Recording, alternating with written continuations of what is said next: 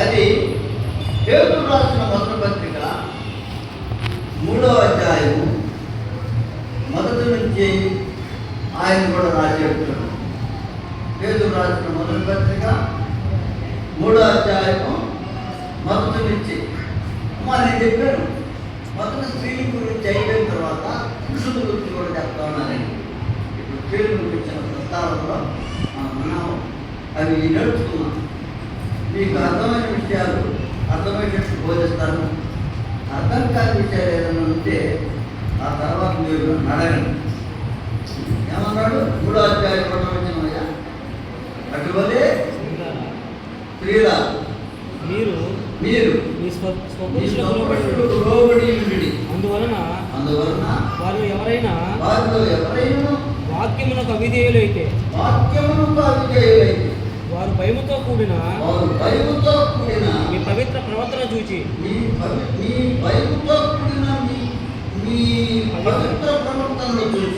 వాక్యము లేకుండానే తమ భార్యలు నడవలసిన రాబట్టవచ్చును.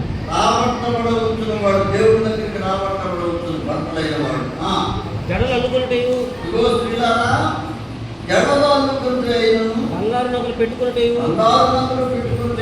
వస్త్రములు ధరించుకున్నటయు వెలుపటి అలంకారము సాధువైనట్టు మృదువైనట్టునైనా అక్షయ అలంకారము గల మీ హృదయపు అంతరంగ స్వభావము మీకు అలంకారముగా ఉండవలెను. అది దేవుని దృష్టికి మిగులు విలువగలది. అటువలే పూర్వము దేవుని ఆశ్రయించిన పరిశుద్ధ స్త్రీలను తమ స్వపురుషులకు లోబడి ఉండుట చేత తమ్మును తాము అలంకరించుకుని ఆ ప్రకారం శారా అబ్రహాముకు యజమానుడని పిలుచుతూ అతనికి లోబడి ఉండెను. మీరును యోగ్యముగా నడుచుకొనుచు నడుచుకున్నట్లయితే ఏ భయమునకును బెదరకపోయిందే కదా ఆమెకు పిల్లలకు మీరు పిల్లలగుదురు. ఎవరాని? శారాకు పిల్లలు అగుదురు అని ఇక్కడ చెప్పాడు. ఈ భాగం అనుసరించినప్పుడు అలంకరణ గురించి మనం నేర్చుకున్నాము. ఎవరో ఎఫెక్ట్గా అలంకరించుకోవాల్సిన అవసరం లేదు. ఇక్కడ జడ, అక్కడ ఒక జడ, అక్కడ ఒక జడ, ఇక్కడ ఒక జడ అన్నది అన్నం యొక్క కారణాలు. దేవుని మందిరంలో అలా ఉండకూడదు. చూడటానికి ఎఫెక్ట్గా కనపడదు.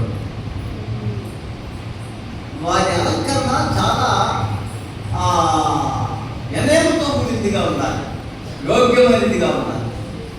వారి అలంకరణ ఎలా ఉండాలంటే దైవభక్తి గలవారని చెప్పుకున్న స్త్రీలకు తగినట్టు ఎక్కడమ్మా దైవభక్తి గలవారు అని చెప్పుకున్న స్త్రీలకు తగినట్టుగా అలంకరణ ఉండాలి. నేను మనం చెప్పాను, జడ పుడుగులు చెడు పుడుగులు పూలు పెట్టి అలాగ రావటం, అలాగే అలంకరించుకోవడం దేవుని మందిరంలో తగనది అని చెప్పేసి అలా చేయడానికి అలా దేవుని వారికి ఒప్పుకోదు. మరి ఎలాంటి అలంకరణ వారికి కావాలంటే సాధువైనట్టు అన్నాడు.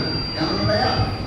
సాధువైనట్టు, మృదువైనట్టు గుణం అనే అక్షరాలంకారం. సాధువైన మృదువైన అలంకారం కావాలి. సాధువైన మృదువైన అలంకారం. సాధువైన వారి యొక్క భక్తిగల జీవితాన్ని బట్టి, వాళ్ళ యొక్క పవిత్రమైన ప్రవర్తనను బట్టి, వాక్యం లేకుండానే భర్త దేవుని యొద్దకు రావటం భార్య యొక్క వినయముతో కూడిన ప్రవర్తన భర్త దేవుడు నమ్ముకోవడానికి కారణం అవుతుంది. అర్థమైందా? భర్త దేవుడు నమ్ముకోవడానికే కనుక పిల్లరా మీరు అలాంటి ప్రవర్తన కలిగి ఉన్నారు అని నేను కూడా చూస్తున్నాను. కనుక తెలివి విషయాలు మనం నేర్చుకుంటాం. తిమోతి పత్రికలో ఏమన్నారంటే 2వ పత్రిక 3వ అధ్యాయం చదివాను. తిమోతి పత్రిక 2వ అధ్యాయం 3వ 5వ వచనం, పై భక్తి గల వారు ఉండి దాని శక్తిని ఆశ్రయించుకున్న వారు ఎందరో. చాలా మంది పై భక్తిని కనపరుస్తారు, ఆ భక్తిలో ఉన్న శక్తిని వారికి లేదు. ఆ భక్తిలో ఉన్న శక్తి వారికి లేదు. ఎట్లాంటి వారి వల్ల కుటుంబంలో కూడా అంత ఆశీర్వాదకరమైన వాడు కాదు. పైకి భక్తిగా నటిస్తారు, భక్తి ఉన్నట్టుగా కనపడతారు, కానీ ఆ భక్తిలో ఉన్న శక్తిని ఎరగనవారు, శక్తిని ఎరగనవారు. అట్లా ఉండకూడదు. పత్రికలు ఏమంటే దైవ భక్తి గల వారు మనం చెప్పుకున్న స్త్రీలు తగినట్టు. పూర్వం దేవుని ఆశ్రయించిన పరిశుద్ధ స్త్రీలు అని. పూర్వం దేవుని ఆశ్రయించిన పరిశుద్ధ స్త్రీలు కదా. స్త్రీలు సంఘంలో పరిశుద్ధులుగా ఉండాలా, యేసుక్రీస్తు రక్తంలో కడగబడిన వారుగా ఉండాలా, కుటుంబంలో కూడా పరిశుద్ధులుగానే ఉండాలి.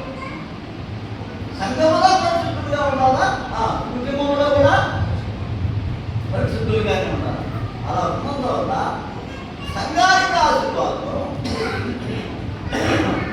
కుటుంబానికి కూడా ఆశీర్వాదం. సామెతల గ్రంథము 31వ అధ్యాయం, సామెతల గ్రంథము 31వ అధ్యాయం.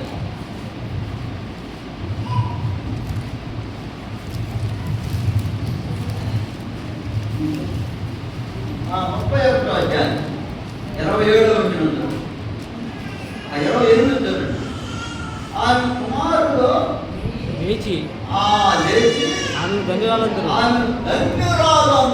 ఆమె బిడ్డలక్క ఆ తల్లిని చూసి ఏమంటారంటే, అమ్మా నువ్వెంత ధన్యురాలు అమ్మా తల్లి ఏమన్నారు. ఆమె కుమారుడు ఆమెను చూసి ఏమన్నారు, ధన్యురాలివి ఆ తల్లి, నీ పాదాలను మొక్కుతామమ్మా అన్నట్టుగా ఆ బిడ్డలు ఆమెని గణపరుస్తున్నారు, ఆమెను పొగుడుతున్నారు, ఆమెను పొగడుతున్నారు. ఇంకొక మాట కూడా ఉంటుంది 29లో, చాలా మంది కుమార్తెలు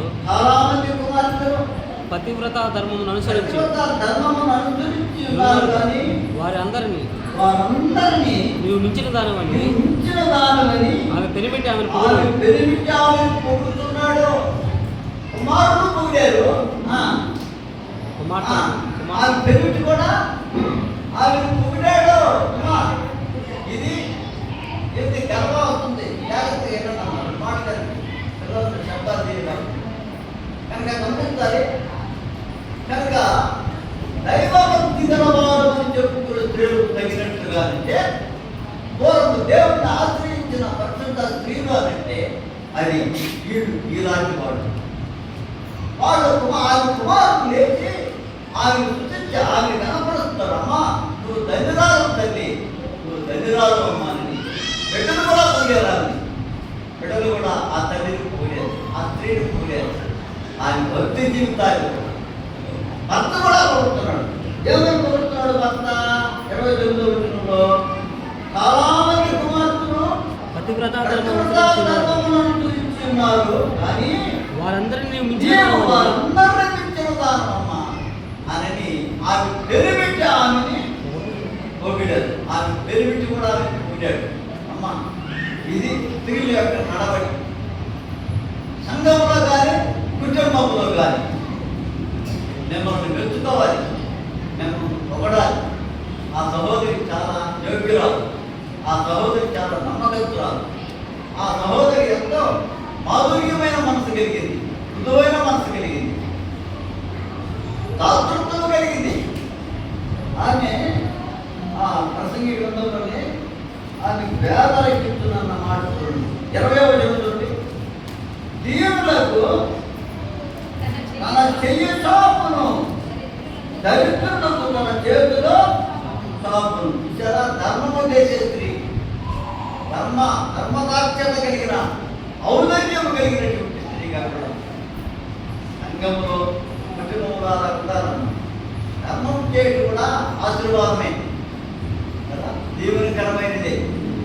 అలాగా స్త్రీలు ఉండాలని దేవుడు చెప్తున్నాడు. దేవుడి వాక్యం చెప్తుంటారు. నేను కాదు, దేవుడి వాక్యం చెప్తున్నాడు. ఆమె ఎలాంటిదంటే తన చేతులారా పనిచేసేది కాబట్టి అక్కడ ఆమె గొర్రె పొచ్చును అవిసనాలను వెదుకును తన చేతులారా వాటితో పనిచేయదు. భర్తకు దూరము నుండి ఆహారము తెచ్చున్నట్టు ఆమె దూరము నుండి ఆహారము తెచ్చుకును. ఆమె చీకటితోనే లేచి తన ఇంటి వారికి భోజనము సిద్ధపడుతుంది. తన ఇంటి వారికి భోజనం సిద్ధపడుతుంది. స్త్రీలు కుటుంబంలో ఉండవలసిన విధానం స్త్రీలు నేర్చుకోవాల్సిన, అలా ఉన్న కుటుంబము సంతోషదాయకమే. ఇతర కుటుంబాలకు ఆశీర్వాదకరమే. ఇతర కుటుంబములకు దేవునికరమైన వారు ఉంటారని చెప్పబడిన మాట. అందుకని వారు పని చేసేవారు. ఆమె భర్త ఆమె చదువుతున్నాడు. 23వ వచనంలో ఆమె పెరిపెట్టి దేశము పెద్దలతో కూడా కూర్చున్నాను. దేవుని యొక్క పేరు కూడిన వాడై ఉండను.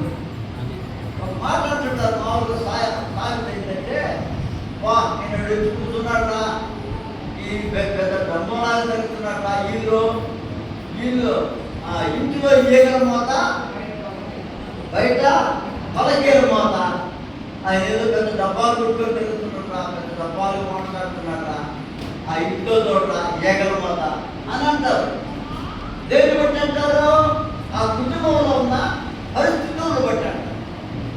అట్లాంటివి రాకుండా స్త్రీలైన వారు కుటుంబాల్లో కూడా చాలా యోగ్యమైన వారుగా తమ భర్తల ఎడల అలాంటి భక్తి కలిగి ఉన్నారని కూడా దేవుని వాక్యం సత్యం.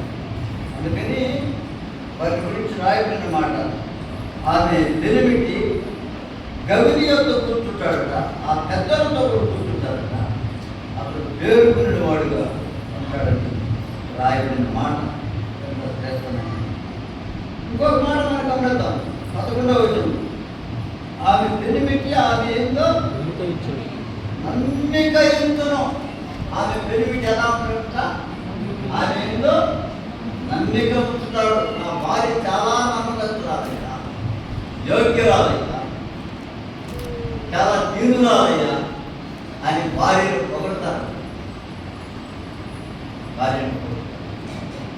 అట్లాంటి వాడు సంఘంలో సమాజంలో రాణించబడతారు, పొగడబడతారు.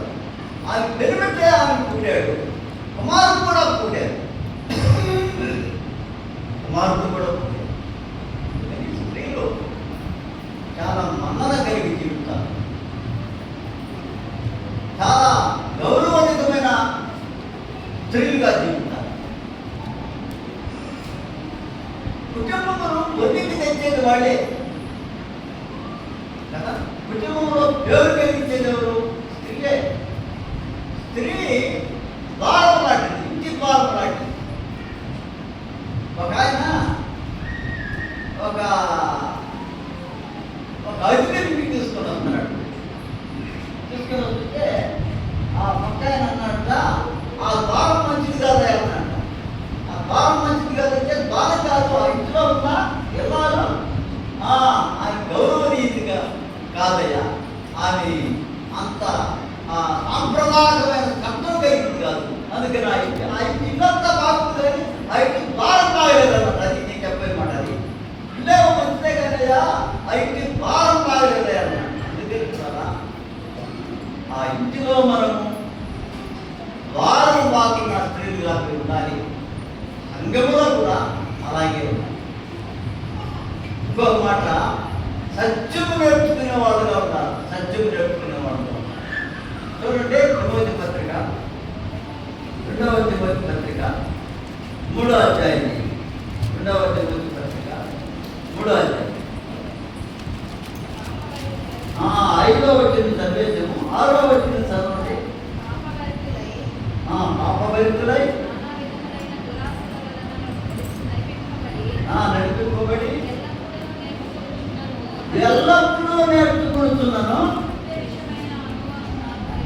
సత్యముల గురించిన అనుభవ జ్ఞానం ఎప్పుడు పొందలేని అవివేక స్త్రీలు. అమ్మ దేవుని వాక్యం నేర్చుకుంటూ ఉంటారు, ఇస్తూ ఉంటారు, కానీ సత్యముల గురించిన అనుభవ జ్ఞానం వారు పొందలేదు.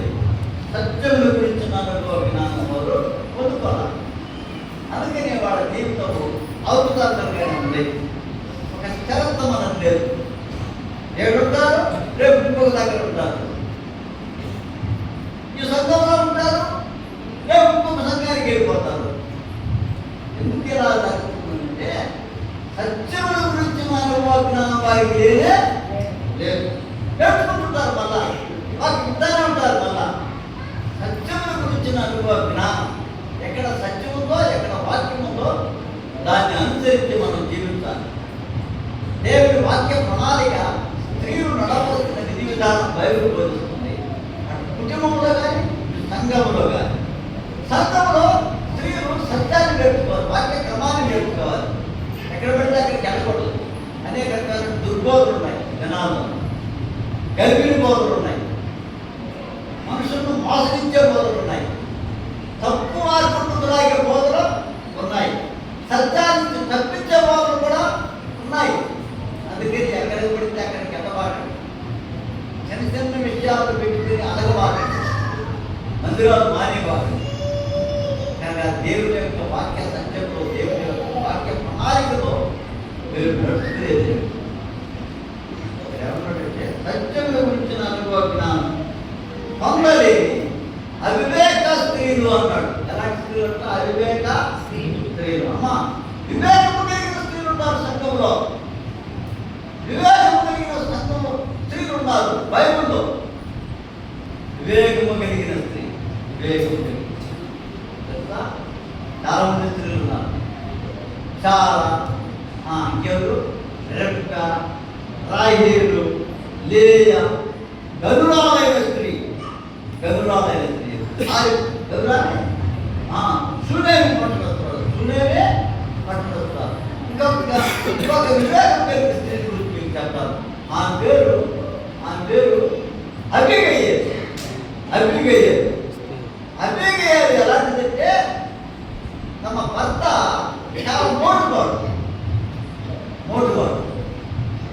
దావీదు అరణ్యానికి వెళ్ళిపోయి సౌలు చేతులు తగ్గించుకోవాలని అరణ్యాన్ని తగ్గిస్తుంటే ఆ నాబాలు మందలు కలిగిన వాడు, గొర్రెల మందలు కలిగిన వాడు. అడవులో అతను మందలు ఉంటే వీడు రాత్రులు కూడా ఆ సైన్యం దావీదుతో ఉన్న ఆ సైనికులందరూ గొర్రెలు అపహరించబడకుండా, తోడెత్తుకోకుండా, సింహాలెత్తుకోకుండా వాటిని కాపాడు వారిని వాటిని కాపాడారు. ఒకనాడు గొర్రె ముత్తు కత్తిరించుకున్న సమయంలో దావీదు వర్తమానం పంపించాడు తన సేవకులకు ఆహారం కావాలని. ఈ మందలో అడుగులో ఉన్నప్పుడు మేము వాటి చుట్టూ కాపలాలని కాపులాచాము కనుక దానికి ప్రత్యేకంగా వారికి కొంత ఆహారం ఇవ్వండి ఏంటంటే అసలు దావీదు అని దావీదును దూషిస్తూ దోషకరమైన మాటలు మాట్లాడతాడు. ఆ సైనికుడు పోయిన వాడు గురించి దావీదుగా వర్తమానం అందించాడు. అప్పుడు దావీదు శపథం చేస్తాడు, తెల్లవారి లోపల నాబాలు అనేవాడికి మొదటిలో వాడు ఎవరు లేకుండా అందరూ సంహరించబడాలి అని శపథం చేస్తాడు. ఆ వార్త నాబాలు గొర్రెలను కాపలా కాస్తున్నాడే ఆ పరివాడుల గురించి నాబాలు భార్య అయినటువంటి అబీగయీలు చెప్తాడు. అప్పుడు అబీగయీలు వెంటనే అయ్యో నా భర్త మోటువాడి శాపం నుంచి పడుతుంది నా ఇంటి మీదకి, నా బిడ్డలు ఎవరు లేకుండా చచ్చిపోతారట, అయ్యో అని అందరానికి లేచి కావలసిన భోజన పదార్థాలు సిద్ధపరుచుకుని ప్రాచాదరుడు అంజరుడు కొడుతూ ఇంకా రొట్టెలు ఇవన్నీ సిద్ధపరుచుకుని పరివారి చేతికి పంపించి దావీదు ఎదుర్కొనడానికి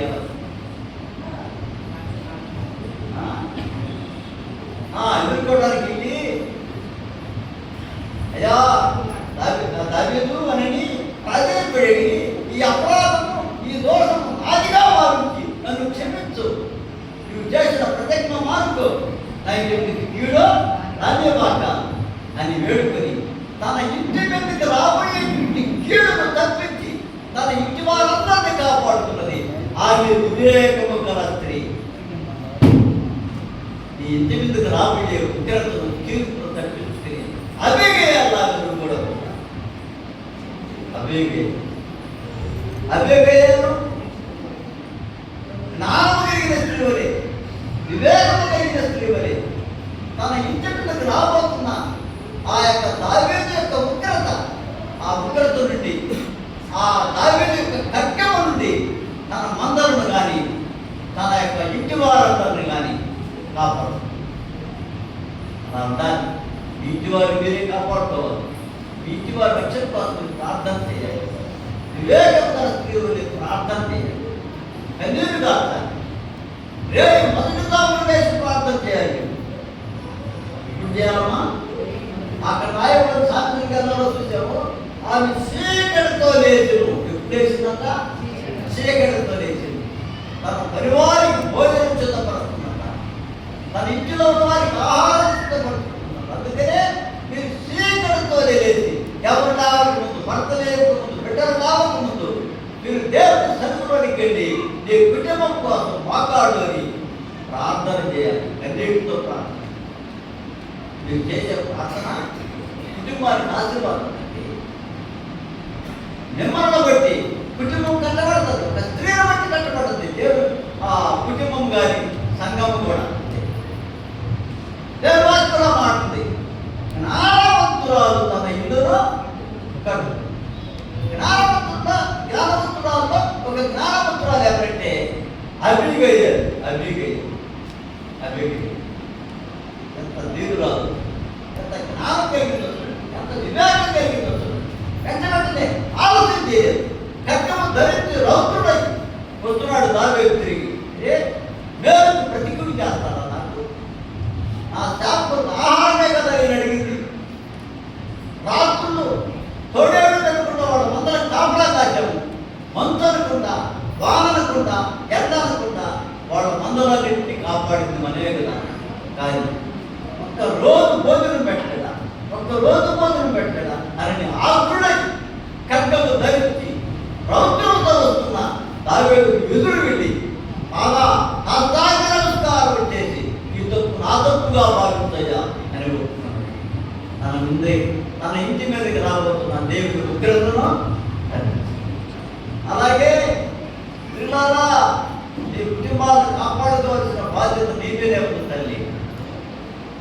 మీ కుటుంబాలను దేవుడి ఉగ్రతను తినిపించుకుని దైవంగా నడిపించుకోవాల్సిన బాధ్యత మీలో ఉంది. ఈ సాధ్యతతో కూడిన ప్రవర్తన, సాధువైన ప్రవర్తన, లేకపోతే వినయంతో కూడిన ప్రవర్తన. దానికి కారణం ఈ భర్త ఎడల మీరు ఎంత విధేయతగా, వినయంతో, సాత్వికంతో మీరు ప్రవర్తించి నడుచుకుంటారో ఆ ప్రవర్తనే ఈ భర్తను కూడా ప్రభు యొద్దకు నడపడానికి కారణము, మీ కుటుంబం రక్షించుకోవడానికి కారణము. అలా చేస్తున్నారా? మీ భర్తలు దేవుడు నమ్ముకున్నారా? మీ కుటుంబంలో బిడ్డలందరూ దేవుడు నమ్ముకున్నారా? చాలా మంది క్రైస్తవ కుటుంబాల్లో ఉన్న బిడ్డలు రారు మందిరానికి. వాడు ఎక్కడెక్కడో తులాలిగా తగ్గుతూ ఉంటారు. తల్లిదండ్రులు వాళ్ళు పట్టించుకోరు. ఎవరా మందిరానికి బావా, అయినా వాక్యం చదువుకున్నావరా, ప్రార్థన చేసుకున్నావా, నిద్రలేసి నువ్వు వాక్యం చదువుకున్నావా నువ్వు అని తల్లిదండ్రులు వాళ్ళు అడగలేరు, వారిని హెచ్చరించలేరు. అలాగే ఉంటారు. కనుక అలాగే కూడా మీ ఇంటిలో దేవుడి వాక్యం ఉండాలి. మీ బిడ్డలకు దేవుడి వాక్యాన్ని చదివేది నేర్పిస్తారు, ప్రార్థన చేసుకునేది నేర్పిస్తారు. అలాగా మీ ఇల్లే ఒక మందిరం లాగా ఉండాలి. నీ ఇల్లే ఒక మందిరం లాగా ప్రార్థన చేసేదిగా, పాటలు పాడేదిగా, వాక్యం చదువుకునేదిగా నీ ఇల్లు ఉండాలి. అది ఆశీర్వాదం. ఇది పురుషులు చేయలేదు, గుర్తుపెట్టుకోండి. పురుషులు చేయలేదు, స్త్రీలు చేస్తారు. ఇక్కడ స్త్రీల పదాలు, స్త్రీలు చేయాల్సిన పని ఇది. పురుషులు చేయరు. పురుషులు తర్వాత దేవుడిగా ప్రార్థన చేస్తున్నాం అని కాదు, స్త్రీలే చేయాలి ఆ పని. నాకు తెలుసు. అలాగా స్త్రీలైన వారు, ఒక స్త్రీని నేను ఎరుగుతున్నాను. వాళ్ళ ఇంటి దగ్గర నేను కొంతకాలం అట్లా మందిరం కూడా అక్కడ కొనుక్కున్నాను. ఆ లేచి నిద్రలేసి బైబిల్ చూసుకొని తీసుకొని కీర్తన పుస్తకం తీసుకొని పాట పాడి దేవుని స్తుతించుడే ఎల్లప్పుడూ దేవుని స్తుతించుడే అని ఎప్పుడైతే ఆ పాట చెప్తుందో పడగల మీద ఉన్న బెరిగి పడగల మీద ఉన్న బిడ్డలందరూ లేచి కూర్చునేది. అర్థమవుతుందా? పడగల మీద ఉన్న పిల్లలు పడగల మీద ఉన్న బెరుటి కూడా ఈ ఎప్పుడైతే లేచి దేవుడిని స్తుతించండి అనే పాట ఎత్తుకొని పాట పాడుతూ ఉందో వాడు వచ్చి ఆ పాట అయిపోవడానికి అందరూ తప్పుకు లేచి ఆ వాళ్ళు కూడా కూర్చొని అలా ప్రార్థన చేస్తారు. అలాంటి కుటుంబాన్ని దేవుడు దీవిస్తాడు. అసలు దీవులకు కారణం నువ్వేరు, తిరిగే దీవునికి కారణం. దీవులు రావాలన్నా నీవే, శాపం రావాలన్నా కూడా నీవే. అది కూడా ఉంది బైబిల్లో. అసలు అహాబురాజు భార్య ఏం పేరు అంటే యెజబెల్. అహాబురాజు కుటుంబం లేకుండా ఒక్కడు కూడా లేకుండా ఒక్కడు కూడా లేకుండా దేవుడే చెప్పాడు,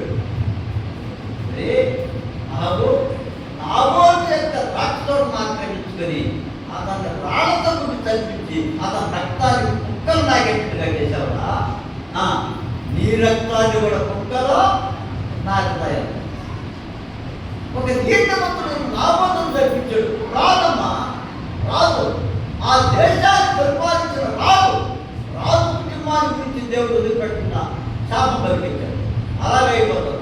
ఒక్కడు కూడా మిగిలిన రాజు యుద్ధంలో మారేసి వేసుకుని పోయాడు. అంటే ఆ పక్క రాజులు ఏం చెప్పారంటే మీరు ఎవరిని కొట్టుకుంటారా, రాజును మాత్రమే కొట్టుకురండి అని చెప్పారు. అందుకు ఈ రాజు ఏం చేశాడంటే రాజేశ్వరం కాకుండా మారేశ్వరం పోయాడు. మనం తెలుసుకోవాలి. ఎవడో గురిదూడకుండా వచ్చాడు బాణం కొట్టాడంట. గురిదూడకుండా కొట్టిన బాణము గ్రూమన వెళ్ళి మారువేషంలో ఉన్న ఈ రాజు కవచం యొక్క ఈ గుండెల కవచము బిగిస్తే వెనక్కి బిగిస్తారు కవచాన్ని. ఆ కవచము బిగించారు. ఆ సొంతకుండా వెళ్ళి గుండెల్లో దొరబడుతుంది బాణం. అప్పుడు అన్నాడు, నాకు గాయమైంది, రజకుడితో చెప్తున్నాను, సారథితో చెప్తున్నాను, రథంతో లేవాడు, రథాన్ని యాడ్ చెప్తున్నాను.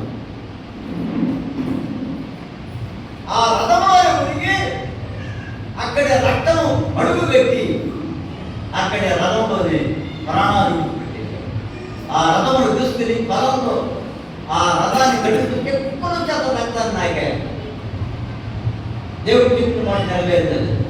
ఒక రాజు రాజ్యాన్ని పరిపాలించేవాడు ఒక నీతిమంతుడిని, ఒక పేదవాడని నీతిమంతుడిని తప్పించినందుకు కారణంగా అతని ఇంటి మీదకి శిక్ష తెచ్చుకున్నాడు. నీవే కాదు రాజా, నీ భార్య మాంసాన్ని కూడా కుక్కలు తింటాయన్నాడు. అయిపోయింది. ఆయన భార్య యెజబెలు కూడా మేడ మీద ఉంది. యెహోవా రాజు వచ్చాడు నిలవేసుకుని, ఎవరున్నారా నా పక్షాన అన్నాడు. ఆయన పైన ఇద్దరు పనివాడు ఆ ఇంటిలో పనిచేస్తున్నా ఇద్దరు పనికెత్తులు వచ్చే మేమున్నామయ్యా రాజా అటు దాన్ని కిందకు వేయడారు. అంతే, కాళ్ళు పుట్టుకొని కిందకు వేశారు. ఆ మేడ నుంచి పడి ఆ వాడి మీద ఈ వాడి మీద అక్కడ పడి కింద పడిపోయిన రాజకుమార్తె యెజబెలు గుర్రము చేత తగ్గించాడు. ఆ తర్వాత లోపలికి హిందూ జాతాన్ని హిందూ చేసి రాబోయేటప్పటికి అప్పుడు అన్నాడు, అది రాజకుమార్తెగా దాన్ని పూస్తాపన చేయాలా, ఏమైనా మిగులుందా చూడండి పోయానంటే వచ్చి చూస్తే ఏమి లేదు, అరచేతులు కపాలం మిగిలిందంట. ఏం మిగిలిందా? అరచేతులు కపాలం మాత్రమే మిగిలింది.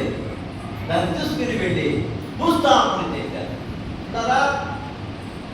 ఏమైంది స్త్రీ? అభిదయ్యలో అనే ఒక జ్ఞానవంతురాలైన స్త్రీ తన ఇంటి మీదకి రాబోయేటువంటి దుర్గతిని కాపాడుతున్నది.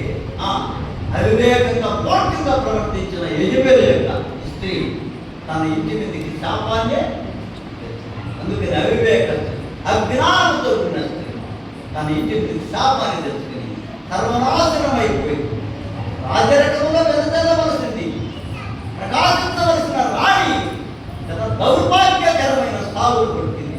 తన మాంసాన్ని చక్కగా తిరిగినట్టుగా ప్రియులారా, అందుకని స్త్రీలు కట్టుకోగలరు, స్త్రీలే పడగొట్టుకోగలరా? అందుకని జ్ఞానవంతురాలు తన ఇల్లు కట్టుకున్నాడు. ఆ మూర్ఖురాలు తన చేతులతో తన ఇల్లు కూడబెరు. అలా ఉండకుండా మీరు సంఘములో కానీ కుటుంబంలో కానీ జ్ఞానవంతుడైన స్త్రీలు వరే ఉండండి. ఈ భర్తలకు అలిగి మెలిగి ఉంటుంది, వారికి లోబడి ఎదిరించవాలి, దేవత్వాన్ని కనపడతాడు, సాత్వికాన్ని కనపడతాడు, మీలో ఉన్న మృదత్వాన్ని కనపడతాడు. మీ మృదత్వాన్ని బట్టి, మీ ప్రేమను బట్టి ఈ భర్తలు మిమ్మల్ని ప్రేమిస్తారు, ఈ భర్తలు మిమ్మల్ని గౌరవిస్తారు, ఈ భర్తలు మిమ్మల్ని సన్మానిస్తారు. ఈ భర్తలు వీటిలో కూడా మీ చెంగు ముట్టుకుని రావాలి. అర్థమవుతుంది ఇప్పుడు మాట? అర్థమైందా? మీ భర్తలు మీ చెంగు ముట్టుకుని దేవుడి కాదు రావాలి. అది అందుకని వినయంతో కూడిన మీ భక్తితో ఉన్న మీ భక్త ప్రవర్తనను బట్టి వాక్యము లేకుండానే భర్తలు రాబట్టబడవచ్చు. మనం చదువుకున్నాం కదా, రాబట్టబడవచ్చు. అలాగే స్త్రీలైన వారు ప్రవర్తించండి, యవనస్తులైన వాడు కూడా అలాగే జీవించాల్సిందని ప్రేమతో మనం సంఘాలు వదిలిపెట్టారు. మీరు బాబాకండి అనేక రకాల దుర్బోధకు వెళ్ళబాకండి. ఎంతకంటే తేటైన వాక్యం చెప్పాడు ఇడవద్దని లేడు కనుక మీకు అవసరమైన దేవుడి వాక్యానుసారమైన బోధ 40 సార్లు సత్యం గట్టి కిందలుగా దేవుడి వాక్యం తెలిసిన వారు, దేవుడి వాక్యాన్ని ఎదిగిన వారు సంఘములో ఉండటం కుటుంబానికి ఆశీర్వాదం, సంఘానికి ఆశీర్వాదం, సమాజానికి కూడా ఆశీర్వాదం, సమాజానికి కూడా. అందుకే ఇంకా ఎవరైనా మార్పు పొందలేదా అంటున్నారా? దేవుడు ఎరగలేదా? మీరు దేవుడు ఎరగండి. ఇంకా రక్షించబడలేదా? ఇంకా వాపసు తీసుకోలేదా? ఎందుకు వాయిదా వేస్తారు? ప్రభుత్వం నమ్ముకోండి, ప్రభు సన్నిధికి రండి. అలాగా మీరు కూడా వాపసు తీసుకొని సంఘములో సభ్యులుగా చేర్చబడి ప్రభువును ఆరాధించాలి. దైవరాజ్యానికి మార్పు కావాల్సిందని ప్రేమతో మనం చేసి ముగిస్తున్నాం. దేవుడి వాక్య భాగాన్ని మనందరికీ ఆశీర్వదించుగాక. ప్రార్థన చేస్తాం.